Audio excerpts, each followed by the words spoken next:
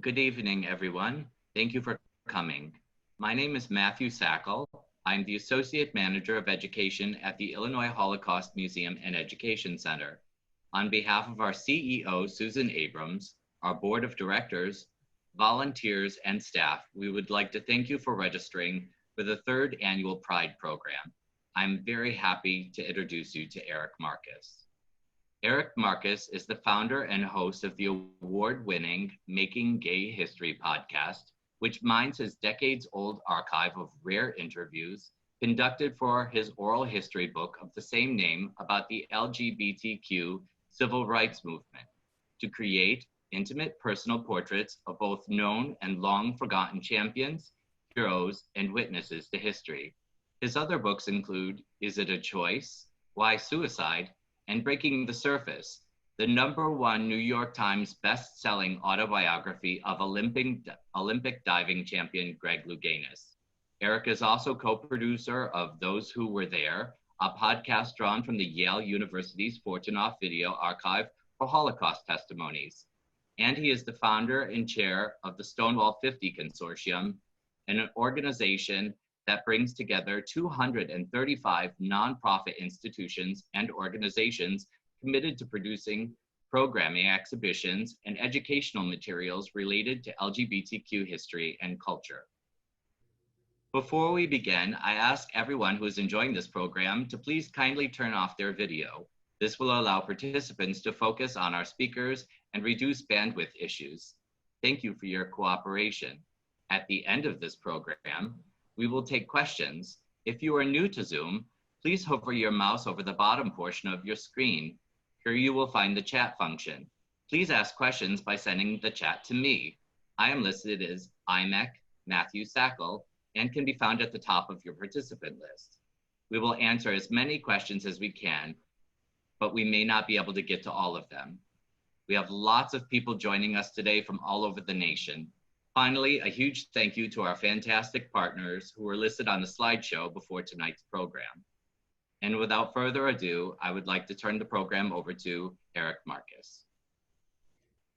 Thank you so much.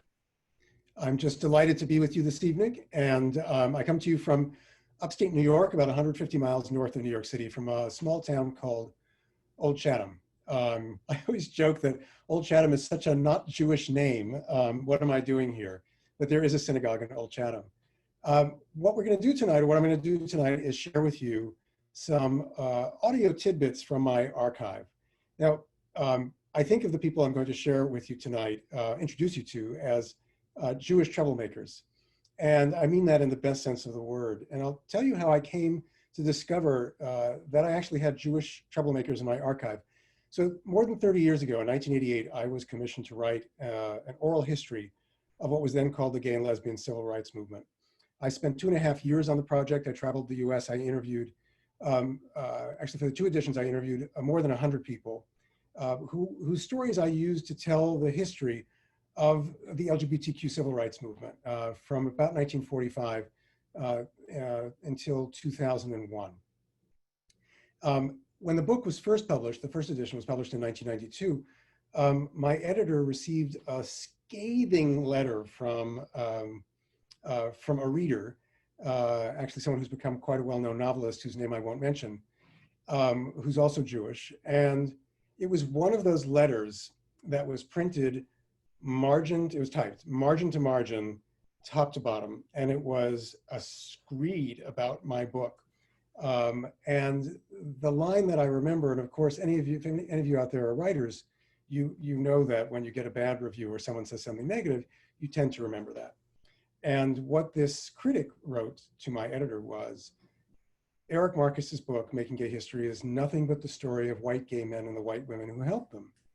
And that cut deep because I had worked really hard at gathering a very diverse range of stories from people across the spectrum who could tell this history. One big challenge was that the early movement was largely male and largely white. So finding people who could tell the pieces of the story that I needed told were challenging to find, but I did find people to tell the story. So what I did in response, because I'm just a little OCD, is I did a spreadsheet of all the people who were in the book and charted out race. I wound up charting religion too. I didn't plan on it, but I discovered that a third of the people in my book were Jewish. And it made me wonder whether there is something about our culture, our tradition, our religious tradition that led people to become activists. So I wrote to the critic and said, I really worked hard at being diverse, and here I laid out, all the diversity in the book. And I said, and much to my surprise, a third of the people in the book are Jewish. What do you think of that? That was 1992. I'm still waiting for a response. And somehow this author and I have managed never to cross paths at any writers' conference or any convention. We've never been on a panel together. She's probably long since forgotten that letter. I, of course, obviously I'm talking about it tonight. I still remember that letter. So I'm going to introduce you to some of my favorite people from my podcast, all of whom are Jewish. I'm going to do a screen share with you. And just in case I get into any trouble with the technology, my internet connection is not always so stable. Here in the North Country, I joke that the squirrels chew through the wires, and that happens to be true. The mice are also a problem. So Matthew, I know you're out there watching. If there's any problem with the connection, let me know. I'll try to switch over to my phone. If you lose me entirely, I'll just come back. And if the sound is a problem, let me know as well. It's helpful. I can't always tell from this end if it is. So I'm going to share a screen with you of, you're going to see slides, and I'm going to share some audio as well. You might have to listen a little closely, but I think it's pretty clear. So hang on just 1 second while I share this, share a screen. And here we go.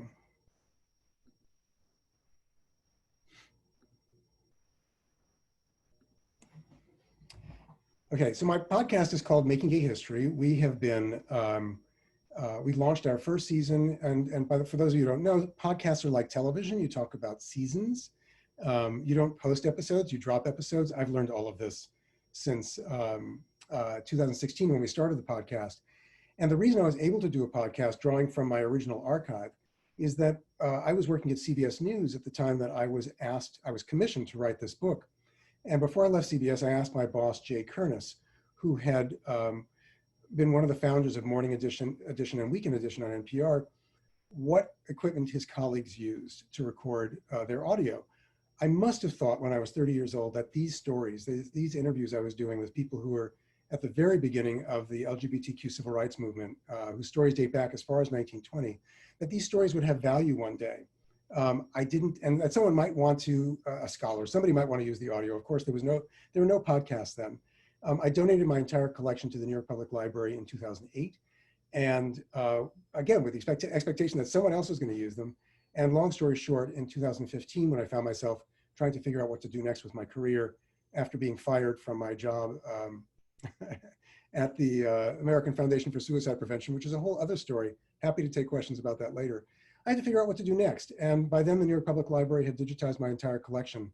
And I started working with my neighbor who had worked at the BBC in London and also worked for NPR in Arkansas. She started listening to the archive for an educational project. She said, this sounds like a podcast. And we got a grant, we launched the podcast. And we have since done more than 80 episodes. Our episodes have been downloaded more than 3 million times in 200 countries and territories around the world. So what I'm going to share with you are just a few examples from the archive of some of my favorite people. And the first person I'm going to introduce you to is Frank Kameny. I thought a lot about Frank Kameny in the last few days because, actually in the last week, because Frank Kameny in 1957 was fired from his job at the Army Map Service. He was an astronomer, a brilliant astronomer, a Harvard PhD, fired from his job in 1957 because he was gay. And unlike virtually everyone else who had been fired during that era, and thousands of people, gay people lost their jobs during that time, because President Eisenhower signed an executive order in 1953 banning gay people from federal employment. And they didn't just ban gay people, they hounded them out of the federal government, sought them out, hounded them out. But Frank decided to fight and took his case all the way to the Supreme Court in 1960 and was turned down cold. So here we are 60 years later. And the US Supreme Court has just decided a case that grants protections in employment for LGBTQ people. So Frank was very certain of himself. My own therapist says he doesn't like to use labels for people, but as I've come to understand people who have Asperger's, and I have a cousin who has Asperger's, Frank seemed to have Asperger's, which allowed him to be very focused and very certain of who he was and about his sexuality at a time when most people weren't as sure, because the whole world was telling gay people in 1957 that they were sick, sinful, illegal, and didn't even qualify to have security clearance or have a federal job. So here's a bit of Frank Kameny from his office in 1989. I am sitting across from him at his office, and he is speaking to me as if he is talking to an audience of hundreds. What the government essentially did is they turned an intellectual bookishness into a radical. Thank you for using that word. I have had cases over the years that I've handled of meek, mild, unassertive, unaggressive people who just want to go about doing their work. And suddenly they are hit hard, they are trampled upon with the hobnailed boots, and suddenly it does exactly that, it radicalizes them. And off they go marching militantly. And case after case after case. So anyway... So by 61, you had become radicalized. Oh, very much so. Very much so. So anyway... Oh boy, they didn't know what they were So doing. we founded the organization, and now the movement of those days, and I say this next, not critically and not necessarily derogatorily, because it was a very, very, very different era. We were sick, we were sinners, we were perverts. You have your long litany of pejoratives. There was absolutely nothing whatsoever which anybody heard at any time, anywhere at all, which was other than negative. Nothing. And so the movement was predictably, in retrospect, responded accordingly, and that was the nature of the movement. So people were frightened, they had good reason to be. But I was not only frightened, it was simply a lack of intellectual strength. We had to defer to the experts. Oh, you hated that, didn't you? My answer was, we are the experts on ourselves, and we will tell the experts they have nothing to tell us. So Frank took what was an often tentative movement. Actually, it was always tentative in 1961. The first organization was founded in Los Angeles in 1950 by 5 men. And then an organization for lesbians was founded in San Francisco by a group of lesbian couples in 1955. It was a very small and fragile movement.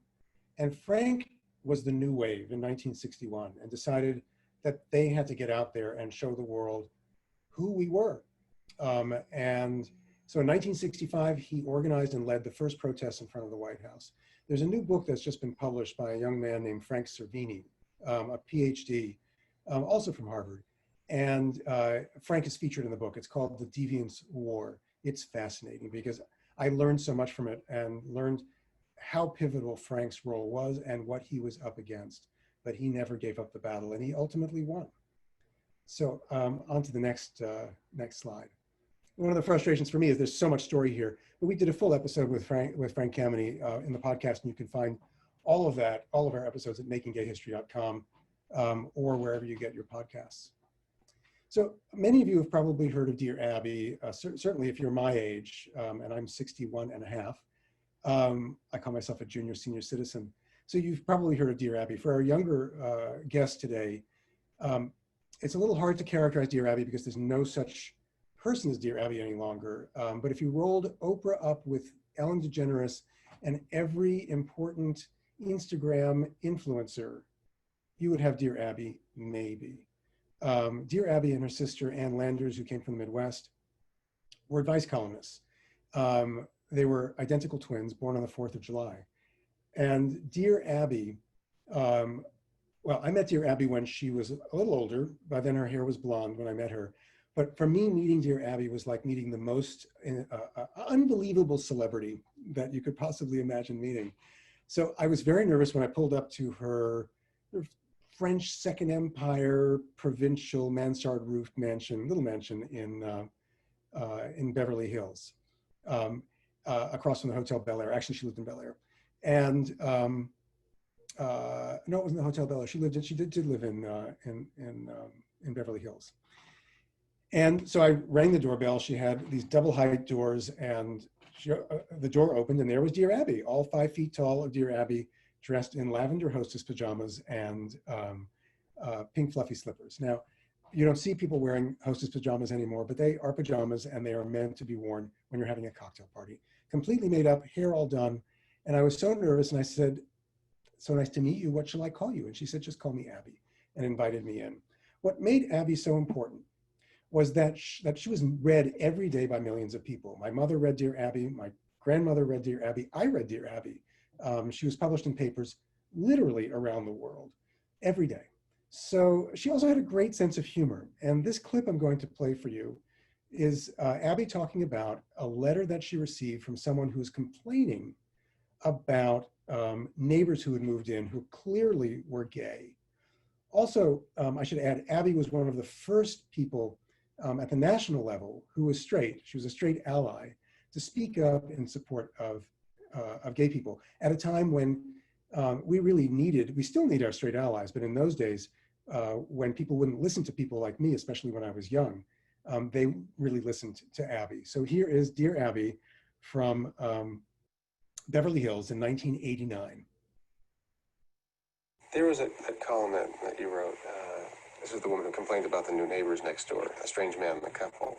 Well, the letter was, "This is a nice neighborhood, and we're very disgusted with these types. And what could we do to improve the neighborhood?" And my answer was, "You could move." The gays thought it was hilarious.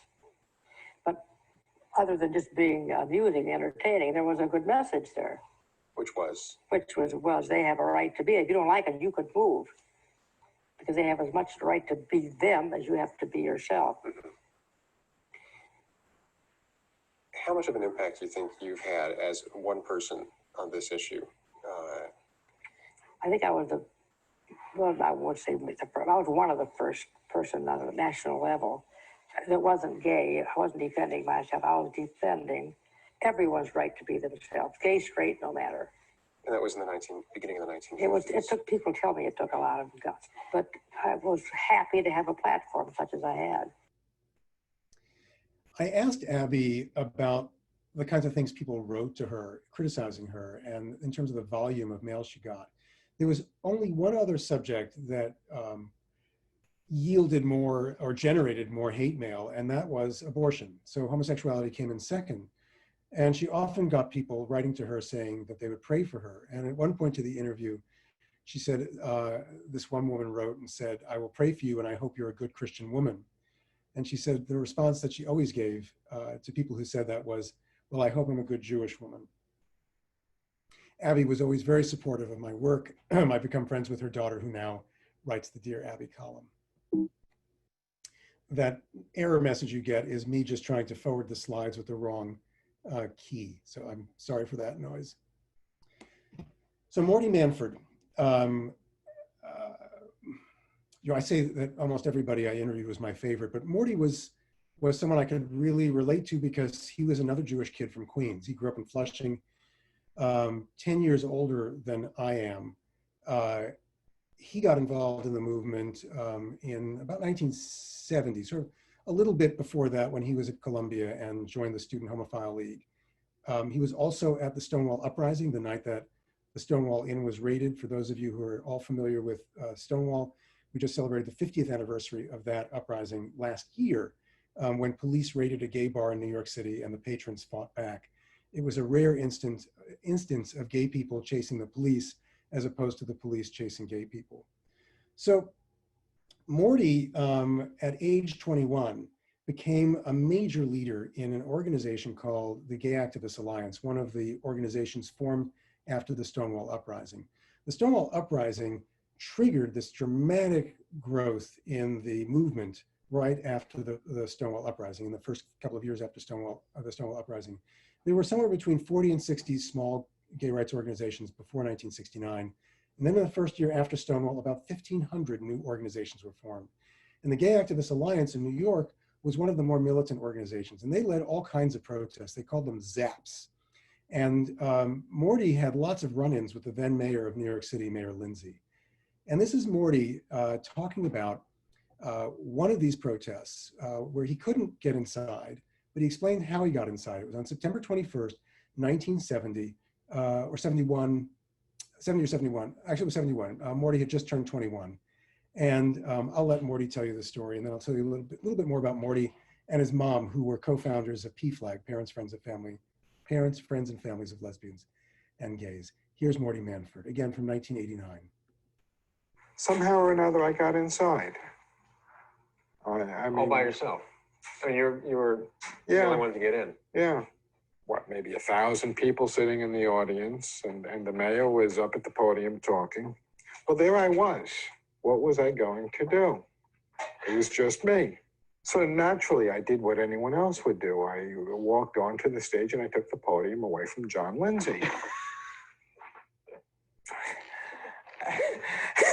I walked up right next to him and I said, so the audience could hear, the police are brutalizing gay people 3 blocks away from where we're sitting.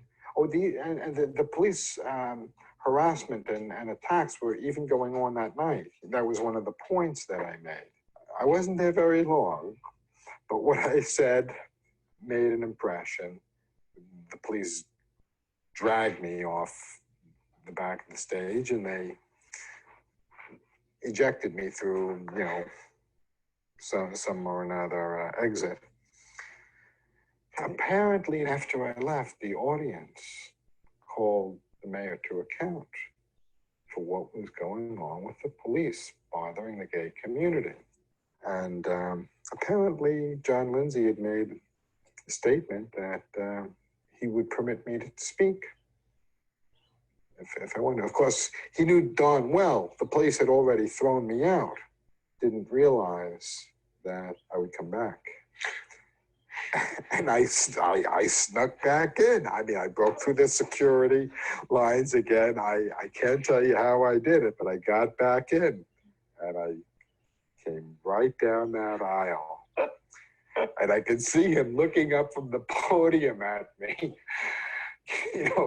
biting his lip and saying, oh, shit, here he comes again. And I walked right back up on stage and I said to him, I understand you said I can speak. And he said yes, and he yielded the podium to me. And I addressed the audience about the police brutality and the harassment we were facing. And I said my piece. I thanked them, and I left as surreptitiously as I'd entered.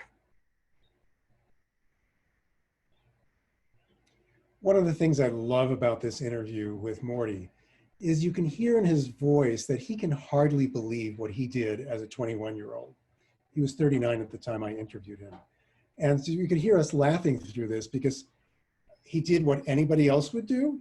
It's extraordinary what he did. By the time I interviewed Morty, he was concerned that no one would remember his story. And one of the joys for me in doing this work is that I've had the opportunity twice now, first in a book and now in a podcast, to share these important stories of people who likely would not be remembered for the work that they did in the movement. So Morty and his mom wound up co-founding, as I mentioned, PFLAG, Parents, Friends, and Families of Lesbians and Gays, in 1972. Morty was beaten up at a protest by the head of the Firemen's Union, and his mother was so outraged that she wrote a letter to the New York Post, which was then a liberal newspaper. It was the first time a parent wrote a positive letter about a homosexual child. She was just outraged, and nobody was going to mess with her son, Morty. I learned later that her older son had killed himself. I only learned this fairly recently, and she wasn't going to lose another child, and Morty had tried to kill himself as well. So she wrote a letter to the paper, and she got all this attention for it, and Morty invited her to march in the 1972 Pride March in New York. And she said, well, I don't want to do that unless I can carry a sign so people know who I am and why I'm marching. So she carried a sign that said, Parents of Gays, unite in support of our children. The response was so extraordinary from people on the sidelines who rushed up to her and kissed her and said, oh, I wish you could talk to my parents. I wish my mother was like you. that she and Morty organized a meeting along with Morty's dad at a church in Manhattan on 7th Avenue. And that was the first meeting of what became Parents, Friends, and Families of Lesbians and Gays. So in 1992, not too long before my book was published, but before it was printed, I spoke with Jean, and I stayed in touch with Jean, and she said that Morty was very ill and that he was concerned that no one would remember what his story was. He was dying of AIDS, by the way. This was during the height of the AIDS crisis, the last big epidemic. And I said, would Morty like to read his chapter in the book? In the first edition of the book, each person got a full chapter. And she said, well, he can't read anymore. And I said, well, would you like to read it to him? And I'll send it to you. So I sent her Morty's chapter, and she read it to him. And he died just a couple of weeks before the book was published. When the book was published, the first review, the first article about the book came in early in the morning, one morning on my fax machine in San Francisco, where I was living at the time. And I saw it unspooling from the fax machine. It was a long time ago, ancient technology. And I saw New York Times at the top, then Anna Quinlan, who was then a well-known columnist at the Times, and a headline that referenced Morty and Jean Manford. And it was all about Jean Manford's golden boy, Morty, and what happened to him, his death, and the book. So I feel like I did what I was supposed to do. I'm not a religious person. I'm very culturally attached to my Jewish heritage, but I still, a piece of me believes that the people I interviewed, like Morty, weren't satisfied with me telling their stories in print, that they wanted to tell their stories in their own voices, which I've been able to do through this podcast. We've done 2 episodes with Jean and Morty Manford, one with both Jean and Morty and one with just Jean. I went to interview Jean at her house in Flushing, Queens. I didn't know who Morty was. He happened to be home for lunch that day. He was living with his mom. He worked for the state attorney general. He was a lawyer. And he participated in the conversation, and his story was so extraordinary, I knew nothing of it, that I came back a second time and interviewed Morty himself. So we have 2 episodes with Morty. So I'm going to share another clip with you. This is Paulette Goodman. And Paulette Goodman became the president of PFLAG National in the late 1980s and was famous for reaching out to First Lady Barbara Bush. Up to that point, there had never been a happy word or supportive word said from the White House about LGBTQ people, even though the first meeting at the White House with leaders of the gay and lesbian rights movement was in 1977 with Jimmy Carter. So Paulette was fierce, a fierce mom. And she managed to get a letter to Barbara Bush asking for some words of support. But that's not the clip you're going to hear. Because Paulette grew up in occupied Paris during World War II, and she talks about what it means to be different. And I'll let Paulette tell you what her experience was. The next day, my aunt went and heard what happened, and I don't know why she didn't bring the little... Do you know what? I just realized I didn't tell you what the setup was for this. So this is Paris, 1940s. Paulette and her family were hiding out in their apartment. They miraculously survived the war, hiding out on the outskirts of Paris. They were poor. I'm just going to back up so I can play you this from the start.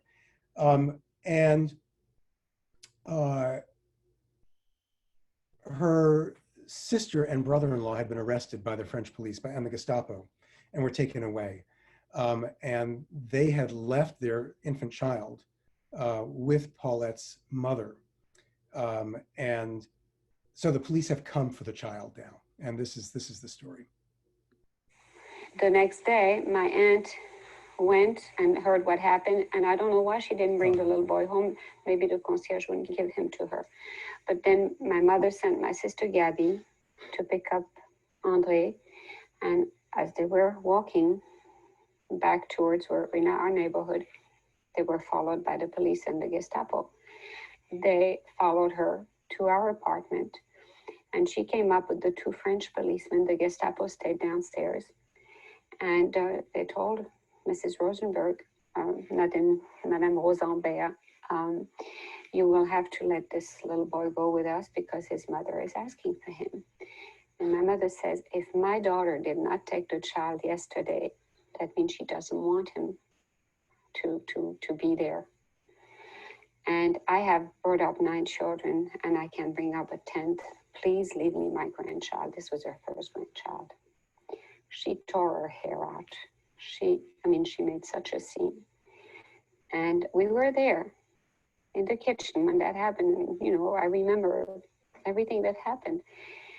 And they said, look, you better quiet down and you better let the child go, because if you don't, there are those 2 Gestapo downstairs.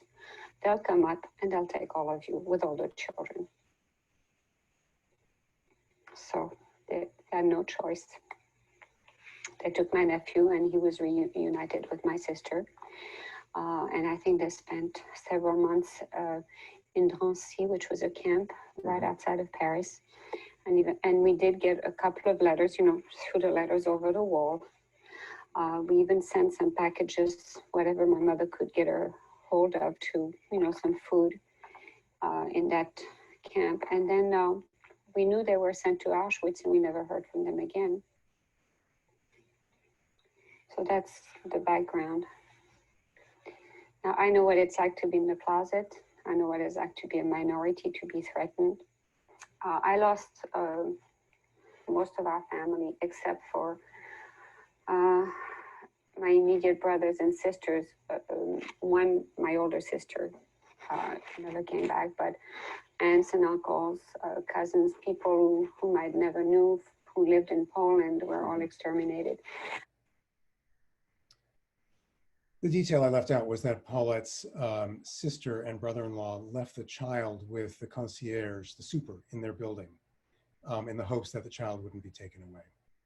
So when I learned Paulette's story, I had a much better sense of why she was so fierce. What was interesting in the interview is she only spoke about her child. She didn't say that she had a daughter who was a lesbian, because her daughter wasn't so happy about her mother, who'd become a major activist. I had a bit of an experience like this because my own mom, after having some trouble with the fact I was gay, I came out to her in 1977. My mom became a pretty fierce activist herself and was out there in protest marches. She'd call me and say, well, you're going to do the Pride March this year? And I sometimes reminded her, as only a child can do, Ma, I'm the one who's gay, you're not. But she didn't take it personally. My mom was tough as well. And I, of course, now feel a little guilty for having discouraged my mother at all from being the activist that she wanted to be. And parents play a special role in the movement, in that people do listen to them. And Paulette talked about how people would listen to her because of her gray hair and because of her experience as a Holocaust survivor, in a way that they wouldn't listen to her child or me. So this is my final clip, Joyce Hunter, and this is just a short clip. One of the things I came to learn from interviewing people for this book was that they were motivated generally by 2 things in terms of their involvement in the movement. One was anger over things that were done to them, police brutality, a friend being killed, losing a job, being rejected by their parents. And so I often said to people, well, it took such courage to do what you did. And they would say, no, it wasn't courage, I was angry. And they wanted to leave the world a better place. They didn't want anyone to experience what they'd experienced, the bad experiences.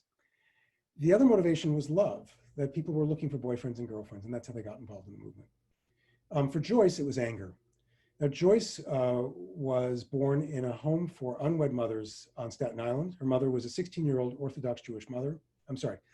An Orthodox Jewish woman, and her father was an African-American man. And his family wasn't happy with the situation, and her mother wasn't happy either. She spent much of her childhood in group homes, then spent time in the Bronx in a housing project where her parents lived. Ultimately, her mother and father got together, but she said the household was a brutal household. She was sent to a psychiatrist. She shared her feelings, her thoughts about her feelings for other women, and was told that she would get over her feelings if she got married and had children. She got married and had children, and her feelings didn't go away. She got involved in the movement in the early 1970s, ultimately wound up being the co-chair of the first National March on Washington in 1979 for she was also one of the first employees of an organization called the Hetrick Martin Institute for the Protection of Lesbian and Gay Youth. They provided social services for gay young people. This was our LGBTQ young people, mostly kids who were thrown out of their homes. They opened their doors in the late 1970s. And then later in the mid 80s, Joyce co-founded the Harvey Milk High School, which was an alternative New York City public high school for LGBTQ students who had trouble managing in the public school system. So this is an early picture of Joyce, who is still alive. We just did a joint event last night. She's in her early 80s. She has 16 grandchildren. And when I asked her about the number of great-grandchildren, she actually had to count them on her hand. She thinks she has about six great-grandchildren. And she's been married to her partner for 40 years. So here's a bit of Joyce, just a short clip talking about what motivated her in the movement. One of the things that the movement did for me, it gave me a vehicle to express my anger. What were you angry about? Everything. That I had been denied my life, that I had no adolescence. My childhood was robbed. I always say that when I come back in the next life, I want to come out at 2, and I want to be able to enjoy being who I am. I can so relate to Joyce. I feel the same way. Now, Joyce was gay bashed when she was in her 20s and couldn't go back to her job as an assistant chef, and was sent for occupational therapy, and they said, "You're college material." And she said, "Well, I don't have a high school diploma." So she got her GED, her undergraduate degree, her master's degree, her PhD. Joyce overcame such odds to become this extraordinary leader in the movement. And she's one of my heroes and role models. It's a privilege to know her. So that's it for my presentation. And so I'm back. And if you have questions, I know Matthew's gonna have questions for me. And I'm also good at asking myself questions as well. So if you have questions, put them in the chat box and we will try to get to them as best we can.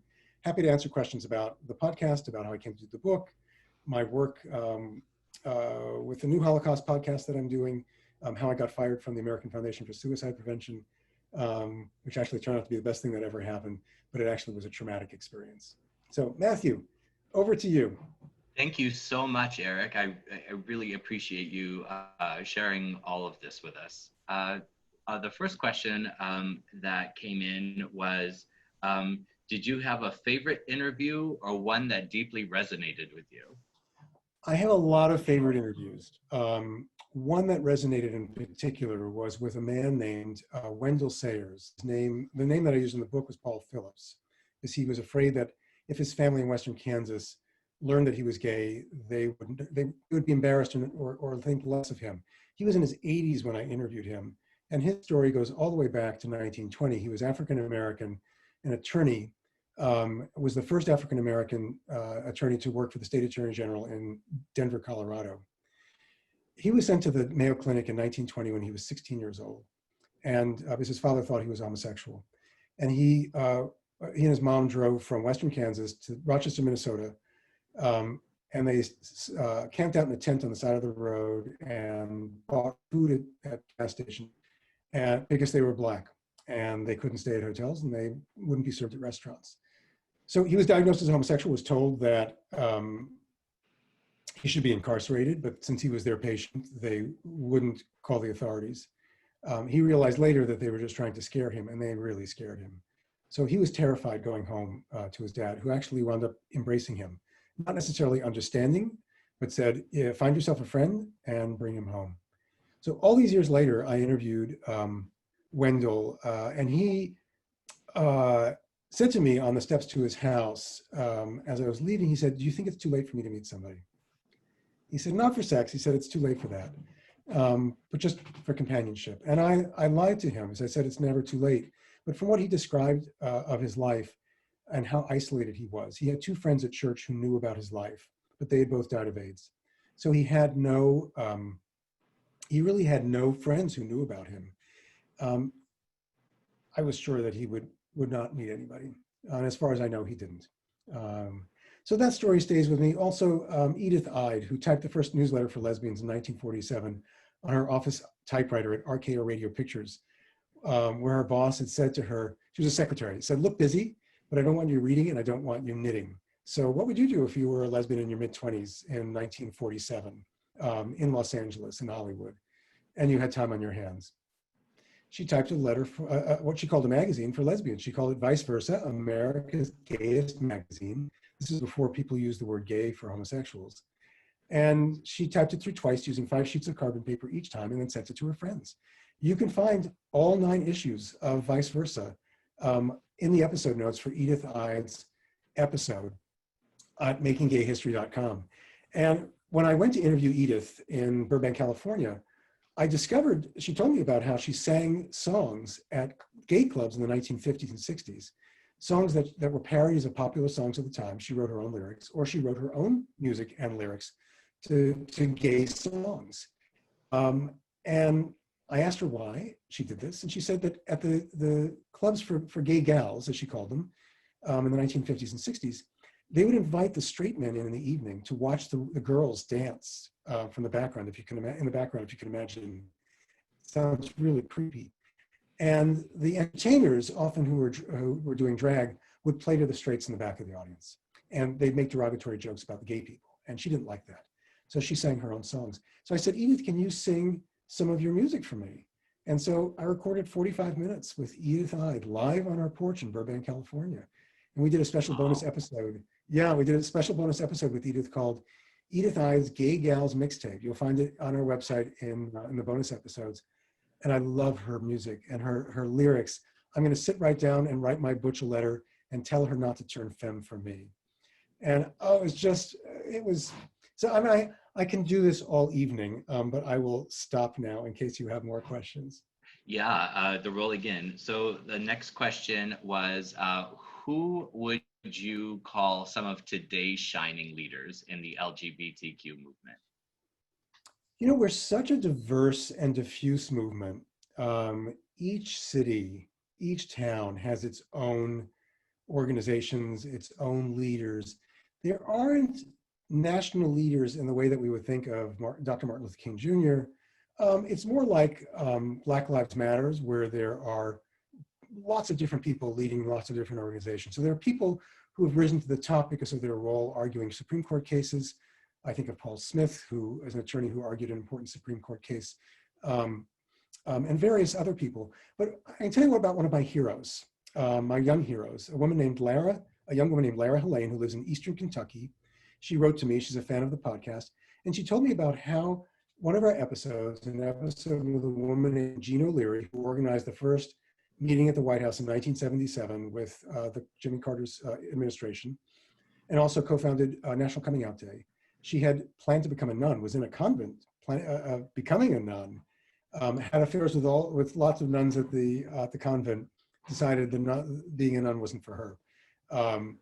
And Lara wrote to me to tell me how that story changed her life. So the last episode we did for our 7th season, we just wrapped up last week, is an episode with Lara Helene. She's 18 years old, talking about how she was influenced by this story of Jean O'Leary from decades ago to not become a nun, because Lara Helene was going to become a nun, but she said it was the only way that she could figure out how not to marry a guy and how not to burn in the gates of hell. So Lara is now going on to college, and she's going to become do a major in feminist study and queer history. And she also was inspired to form an LGBTQ affinity group at her high school in Eastern Kentucky, where she was the only out person. And that group now gets 60 people at their meetings. So people like Lara Helene and a lot of the young people who write to me are the people I think of as this next generation who will pick up the ball from my generation, and we picked up the ball from the generations that came before and carry the movement forward. I think it's really a good thing that we don't have national leaders. We don't need them. Well, I'm glad she didn't become a nun, because they have some extraordinary habits. Oh, but I'm bummed.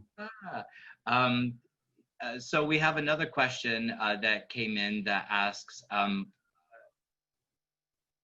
what are some tips or insight you might have for young people looking to study queer history? Are there any quintessential books or resources that you recommend? Well, it's very easy to recommend my own work. So I recommend the 2 editions of my book. They're quite different.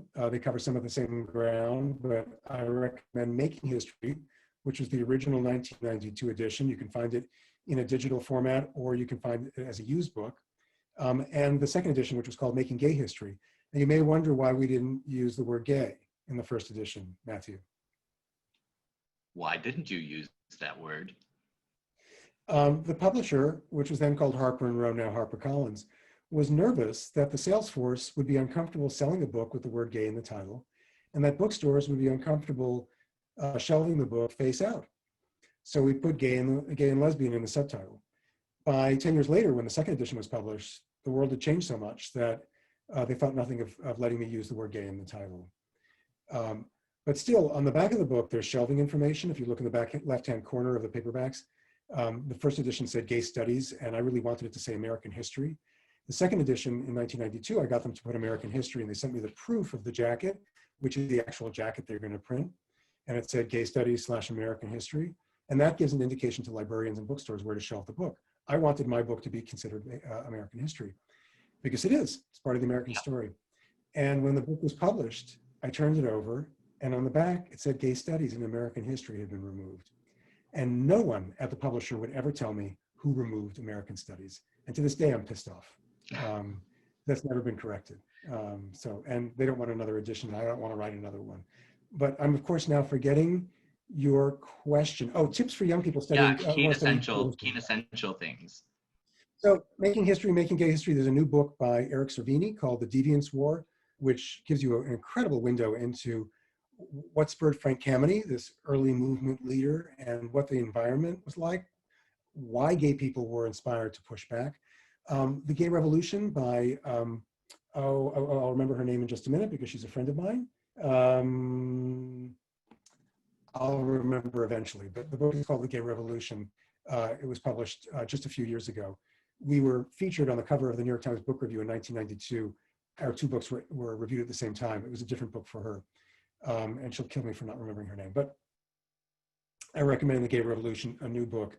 And then I would listen to the Making Gay History podcast from beginning to end. And there are also now history classes to be taken, mostly in college, some in high school. And also we've now done a Making Gay History play, which is a great way for high school drama clubs or drama classes to teach LGBTQ history. We draw 20 characters, people, from the Making Gay History podcast. It's a 90-minute play, and I'm very happy to say that the first time this play has been licensed is in suburban Chicago for a performance in November of this coming year. Yeah, you'll have to send us details about that. You'll have to send us details about that. I will. I wish I could go, but I don't think I'll be flying, or I don't think anyone should be flying in November, but no. We have had a couple of questions. I may be able to shed a little light on some of these. We've had two questions about during World War II, were there upstanders who hid and protected gay people? Well, go ahead. You answer this, but I know there were upstanders who did hide gay people, and there were a lot of gay people who were put in concentration camps, who were not out, who were put in concentration camps for other reasons, who were Jewish and otherwise. I have been in search of, yes, but I have been in search of an oral history from somebody who was gay, who was put in a concentration camp for being gay. So if anybody is watching tonight who knows of a recorded history with someone from who was put in a concentration camp because they were gay, I'd love to feature that story in one of our Making Gay History episodes. But Matthew, why don't you go ahead? Two off the top of my head, you might want to look into someone named Gad Beck. And I know exactly who he is, yes. But there isn't a recorded interview with him. No, it just written things. And the short answer to that question is because gay people, you can't really tell them apart. They sort of blend in. In Germany, there was an archaic law called Paragraph 175 that made being a homosexual male illegal. Now, women sort of fell out of this bubble because they could still technically get married, they could still technically make babies, but oftentimes about 70% of the people that were handed over to the SS were turned in by employers or neighbors. Only very few were gay. sought out. Correct, for being gay. And among the survivors or the prisoners who were sent to concentration camps, many of them perished because they were also not tolerated by the other prisoners. Just because you were both in a concentration camp didn't mean you were friends. And then third, just to sort of ice the cake, once the war was quote unquote over, paragraph 175 was still legal. And so those people who were incarcerated in concentration camps left the concentration camps and went to prison. And many of them didn't survive that.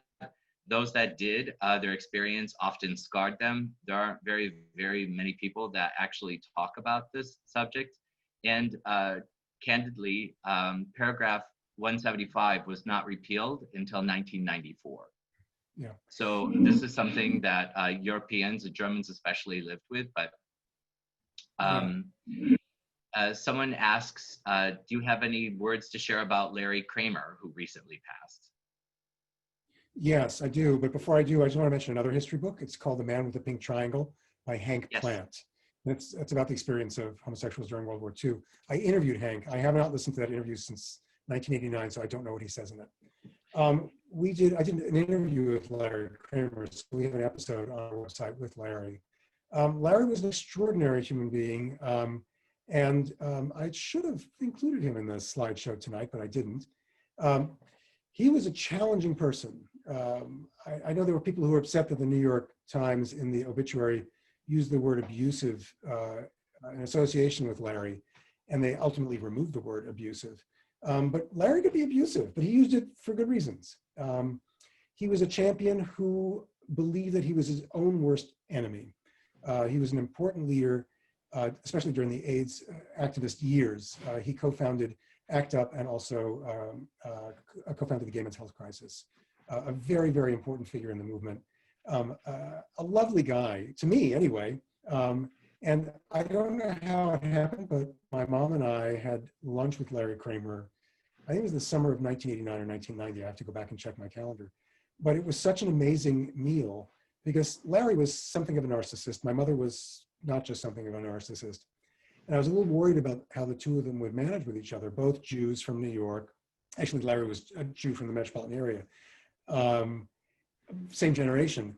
The two of them got along famously. This is in East Hampton. Larry was there for the summer. I don't know why I was there with my mother. I wish I had a recording of that conversation because I remember the good feeling I had from watching these two lefties talk about their lives. And I'll always be grateful to Larry for that because it meant so much to my mother to have lunch with Larry Kramer. My mother got involved in the way she got involved with AIDS activism, that she was a social worker, clinical social worker and counselor, and she led a support group for gay men whose partners had died from AIDS. Wow. One other a Jewish gay guy who was sent to a concentration camp. I'm 99% sure there's no recorded history, but his name is Freddie Hirsch. And there was a beautiful documentary that we actually played last year for our Pride program called Dear Freddie. So anyone watching tonight, feel free to tune that in. As we roll to the end of the program, I would like to ask you what is coming up for Making Gay History podcast. Yeah, I'll just make a plug for a new documentary that's coming out on HBO, and then I'll tell you what's coming up. So I just watched it the other day. It's called Welcome to Chechnya, and it's about what's been done to LGBTQ people in Chechnya, it's an extraordinary documentary. You get up close to what's happening. I still don't know how David France, who also produced, what is it called? He produced an AIDS film. I'm forgetting the name of it right now. How to Survive a Plague was his other film. So I highly recommend Welcome to Chechnya, which is on HBO the 30th of June, and then it's going to be streaming on HBO Max. Profoundly, deeply affecting. A film that reminds me that none of us is free until we are all free. So what we have coming up for Making Gay History in October, we're now on hiatus, although we'll be working through the summer. We are partnering with the Studs Terkel Archive in Chicago, and we'll be drawing on that archive to share with you some extraordinary interviews that Studs Terkel did with people involved in some way in the LGBTQ civil rights movement, or people like Vito Russo, who wrote an important book about gay people in Hollywood and how that affected the public perception of gay people. And he also, Studs Terkel did an interview with a young author named Eric Marcus in 1992. So I'll be sharing a bit of that interview that Studs Terkel did with me. But my favorite so far of what we found in the archive is a 1970 interview that Studs Terkel did with a 23-year-old college student, a 30-year-old gay activist, and a 50-something-year-old grandmother who were all involved in an organization called Mattachine Midwest. And it's such a time machine to listen to this story. That'll be part of our season next October. And then in June of 2021, we'll be doing an entire season on the AIDS crisis through my personal lens. I grew up through the AIDS crisis, also drawing on my archive of interviews with people who were involved in some aspect of AIDS activism, almost all of whom have died. Actually, all of them have died at this point, other than the women who were involved in the movement. So that's what's coming up. And then we have, I'm working on my Holocaust podcast. We're in production now for season 2 of Those Who Were There, Voices from the Holocaust. We'll be launching a second season of 10 episodes this fall. We've partnered with the Museum of Jewish Heritage in New York City, which has a collection of videotape testimonies, which now reside at the Fortune Video Archive for Holocaust Testimonies in New Haven, Connecticut, which has 4,000 videotaped interviews. And I can tell you this is not a project I chose. It's one that came to me, and then I felt I couldn't say no. I grew up in a neighborhood of Holocaust survivors and war refugees in Kew Gardens, Queens, and it feels like some of the most important work of my life. And where could we find your Holocaust podcast? You can find it wherever you get your podcasts, and you can also find it at thosewhoarethere.org. Like Making Gay History, we've created a whole website with essentially a magazine article with links to additional information. And from Making Gay History, we have archival photos, and we will, for Those Who Are There, eventually have archival photos as well. So if you go to thosewhoarethere.org for my Holocaust podcast, or makinggayhistory.com for Making Gay History, or wherever you get your podcasts. And don't, my social media team will kill me if I don't say this. Follow us on Instagram at Making Gay History Podcast, and on Twitter at Making Gay History. And we also have a Facebook page. So you can find, and also subscribe to our newsletter at makinggayhistory.com. So to my social media team watching, I did what you told me to do. So I hate getting scolded after these presentations. No, our social media team would be very proud of me for plugging them as well. Okay. I just want to thank you so much for joining us this evening. And I really appreciate you taking time out of your busy schedule to spend this COVID Pride with us. A lot of people are feeling kind of invisible without the parade this year, without being able to share in the public festivities of having a face. And so it's good, I think, for people to remember that there are heroes before us, there are heroes now, and there will be heroes in front of us in the future. We may have some of them in the room right now. So Matthew, it's a privilege to share this work with you and with your colleagues and with the people who watch tonight. And thanks so much for having me. It's always a joy for me to share these stories. Thank you. And thank everyone for coming this evening. I would like you to take a moment to fill out the survey that's being placed in our chat. This will allow us to know if we are on the mark, and it will help us report to our fantastic funders so that we may continue to offer you incredible programming. The survey will also be emailed to you in the next couple of days. We hope that you'll join us with our other upcoming virtual programs. Our virtual program on Thursday, June 25th at 5:00 p.m. the film discussion Resistance with Jesse Eisenberg, and our virtual commemoration on July 9th at 1:00 p.m. in memory of the Face of Denial, Srebrenica 25 years later. To see a full listing of our offerings, check out our website at ilholocaustmuseum.org/events. Thank you for coming this evening, and we hope to see all of you again in person. And Eric, when you're in Chicago, I'm sure I can finagle a ticket for you. I look forward to seeing you. Thank you so much, everybody, for joining us this evening. Good night.